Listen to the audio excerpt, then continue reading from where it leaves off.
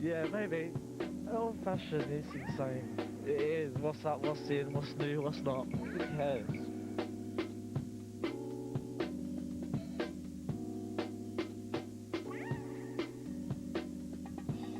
As if putting on fashion shows wasn't stressful enough, Alexander McQueen has the added pressure of trying to live his life in the giant fishbowl that is the fashion world.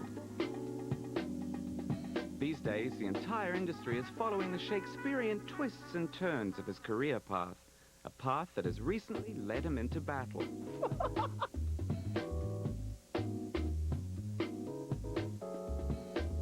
At the end of last year, McQueen surprised everyone by selling 51% of his signature label to Italy's Gucci group.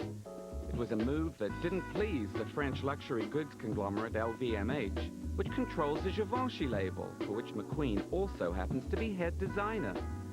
The two groups are bitter rivals, and the subsequent announcement that McQueen will not be renewing his contract with Givenchy has intensified their ongoing war for fashion domination. All that drama and scrutiny was obviously on McQueen's mind at his spring show in London, where he turned tables on the fashion industry and forced them to take a good long look at themselves.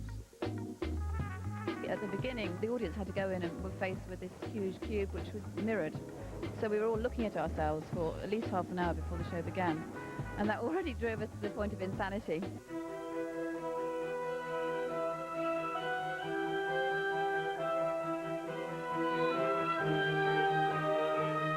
Nobody mixes the bizarre with the beautiful, quite like Alexander McQueen.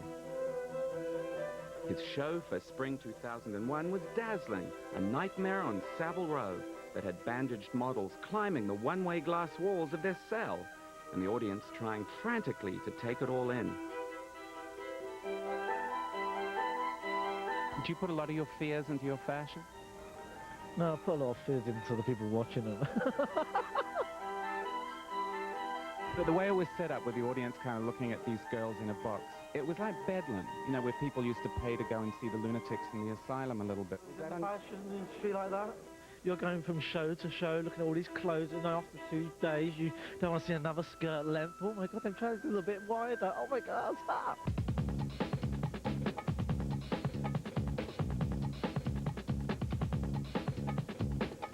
Fun is an understatement. McQueen's fashion shows regularly pack more punch than most of what Hollywood can muster.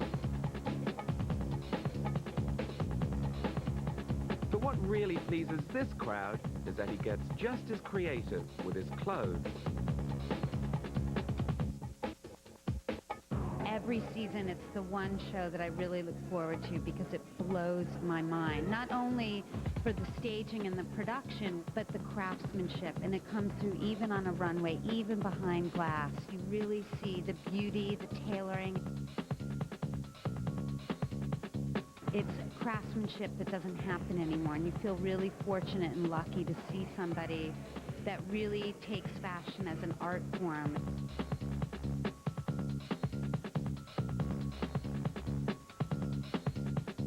I loved all the things that were kind of half done, half on, you know, kind of breast exposed. It's very me. And the drama of the shells.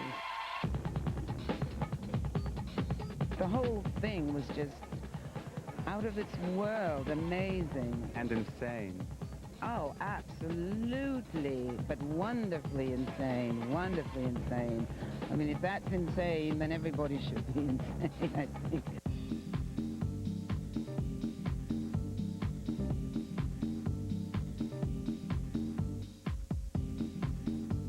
Do you feel the pressure to do a really big show that tops the one you did before was an obligation in a way? Yeah, I have to keep myself sane because it can be mundane, you know, and so sometimes it's like you just got to go for it.